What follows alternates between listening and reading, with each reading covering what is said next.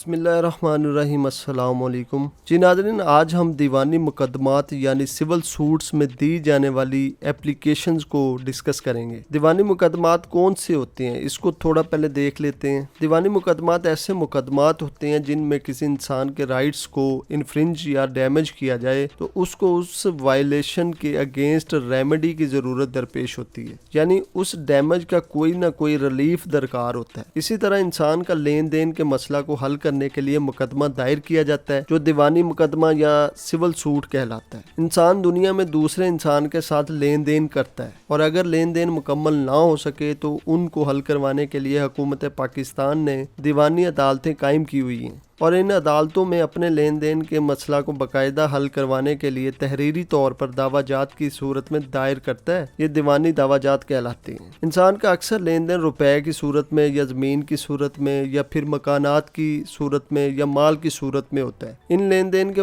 معاملات کے لیے دیوانی مقدمات دائر کیے جاتے ہیں جن میں خاص طور پر دعویٰ استقرار حق، دعویٰ حکم ابتنائی دوامی و تاکیدی، دعویٰ تقسیم اراضی سکنی وغیرہ وغیرہ شامل ہیں۔ آج ہمارا بحث موضوع یہ ہے ان مقدمات میں جو اپلیکیشن دی جاتی ہیں ان کے حوالے سے ہے۔ بہت سے لا اسٹوڈنٹس جب لا کمپلیٹ کرتے ہیں تو ان کو ان مسائل کا سامنا درپیش ہوتا ہے۔ میرا اس ویڈیو کو بنانے کا مقصد یہ ہے کہ اگر آپ دیوانی مقدمہ دائر کرتے ہیں تو اس دعویٰ دائر کرنے کے درمیان جو مسائل درپیش ہوں گے ان کو حل کرنے کے لیے درخواستیں دی جاتی ہیں، یعنی آپ اگر دعویٰ دائر کرتے ہیں تو اس دورانیہ میں آپ حاضری لگوانا چاہتے ہیں یا دعویٰ میں تبدیلی کرنا چاہتے ہیں، پلیڈنگ میں ترمیم کرنا چاہتے ہیں تو ایسے مسائل کے لیے درخواستیں دی جاتی ہیں، ان کو ڈسکس کریں گے۔ ناظرین، سب سے پہلے درخواست میمو حاضری کو دیکھتے ہیں۔ جب کوئی دیوانی دعویٰ کسی عدالت میں زیر سماعت ہو اور مدعا لے کی طرف سے کونسل مدعا لے یعنی کہ ڈیفینڈنٹ کی طرف سے ایڈوکیٹ ڈیفینڈنٹ کے کہنے پر ایک درخواست عدالت دیوانی میں داخل کرتا ہے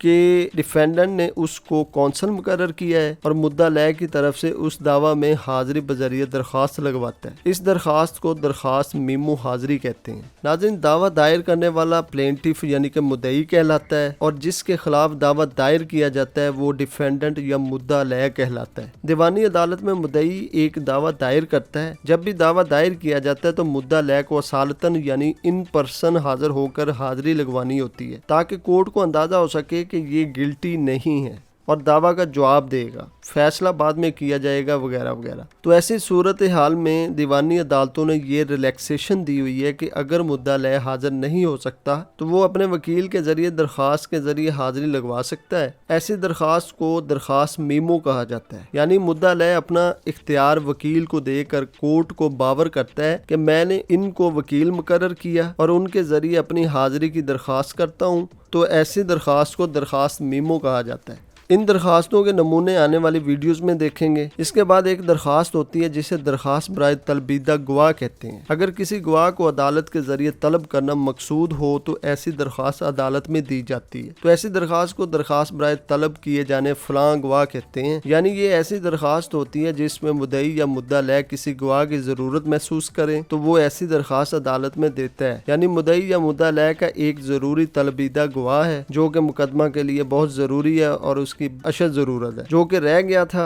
اس کا شہادت میں پیش کیے جانا بہت ضروری ہے، تو ایسی درخواست دی جاتی ہے۔ اس کے بعد اگر کوئی وکیل طلبیدہ گواہ کے لیے درخواست دیتا ہے، چاہے وہ مدعی کی طرف سے ہو یا مدعا لے کی طرف سے ہو، تو وہ اس درخواست کے جواب میں بھی ایک درخواست دے سکتا ہے جس کو جواب درخواست برائے طلبیدہ گواہ کہتے ہیں، یعنی کہ مدعا لے یا مدعی کو اس وقت ایسا کوئی حق حاصل نہیں ہے، یعنی شہادتیں مکمل ہو چکی ہیں یا پھر ایسا گواہ ان نیسیسری ہو، تو ایسی درخواست کا جواب درخواست کے ذریعے ہی دیا جا سکتا ہے۔ اس کے بعد ہے اگر کوئی مقدمہ عدالت میں زیر سماعت ہو اور اس میں ابھی تک کوئی تاریخ مقرر نہیں کی گئی ہو اور مقدمہ کو فوری سماعت کرنا ہو، یعنی کہ کوئی ارجنٹ میٹرز ہوں یا پھر راضی نامہ کی بنیاد پر یا واپس مقدمہ لینا ہو، تو عدالت میں اسی روز ایک درخواست دی جاتی ہے کہ میرا فلاں مقدمہ میں فلاں تاریخ ہے، اس کو باوجہ راضی نامہ یا پھر واپسی مقدمہ ہے اور آج ہی سماعت کی جائے، تو ایسی درخواست کو درخواست برائے پیشگی سماعت مقدمہ کہا جاتا ہے۔ تو ایسی درخواست بھی آپ سول کورٹ میں دے سکتے ہیں۔ اس کے بعد ہے اگر آپ نے پلیڈنگ میں ترمیم کرنی ہے، یعنی اگر کسی مقدمہ جو کہ کسی دیوانی عدالت میں زیر سماعت ہو اور دعویٰ کے کسی ضمن میں ترمیم کرنا ضروری ہو، تو اس حوالے سے آپ عدالت میں زیر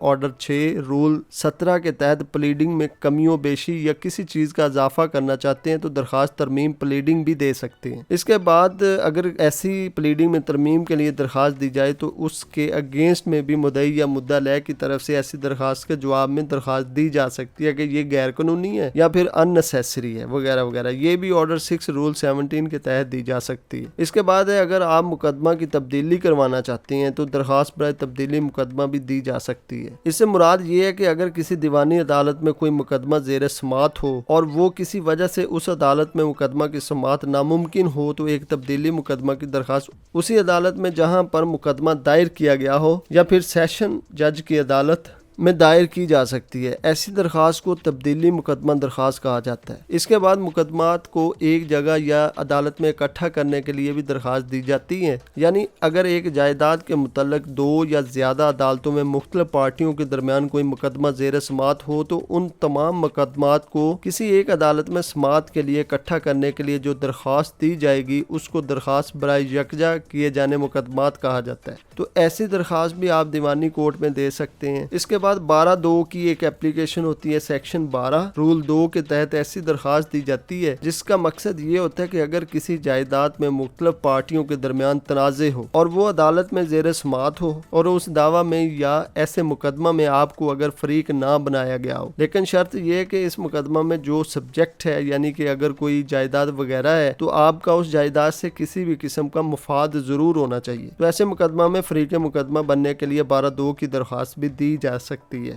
اس کے علاوہ اگر کسی عدالت نے ڈگری پاس کر دی ہو تو اس کی منسوخی کے لیے بھی 12(2) کی درخواست ہی دی جاتی ہے، یہ کہ فیصلہ کر دیا گیا ہے اور مجھے اس میں فریق ہی نہیں بنایا گیا وغیرہ وغیرہ، تو یہاں پہ بھی آپ 12(2) کی اپلیکیشن دے سکتے ہیں۔ اس کے بعد اگر کوئی یک طرفہ ڈگری پاس کر دی جائے تو اس کی منسوخی کے لیے بھی درخواست دی جاتی ہے، یعنی اگر عدالت میں کوئی مقدمہ زیر سماعت ہوا اور اس میں کسی فریق کے خلاف کارروائی یک طرفہ کر دی گئی تو اس کارروائی کو ختم کرنے کے لیے جو درخواست دی جائے گی اس کو درخواست منسوخی کارروائی یک طرفہ کہتے ہیں۔ اس کے بعد درخواست توہین عدالت بھی دی جا سکتی ہے۔ اگر عدالت دیوانی میں کوئی دعویٰ دائر کیا جاتا ہے اور جس جائیداد کے بارے میں دعویٰ کیا جائے اور اس کے ساتھ ایک سٹے کی درخواست دی جاتی ہے، اگر عدالت کی طرف سے سٹے کی استدعا منظور ہو جائے اور بعد میں جو کوئی اس عدالت کے حکم کی خلاف ورزی کرے تو اس کے خلاف توہین عدالت دائر کی جاتی ہے۔ آنے والی ویڈیوز میں مزید ڈسکس کریں گے، تب تک کے لیے اجازت دیں۔ میرے چینل کو سبسکرائب ضرور کریں اور بیل آئیکن کا بٹن دبائیں تاکہ آنے والی ویڈیو سے آپ مستفید ہو سکیں۔ بہت شکریہ، اللہ حافظ۔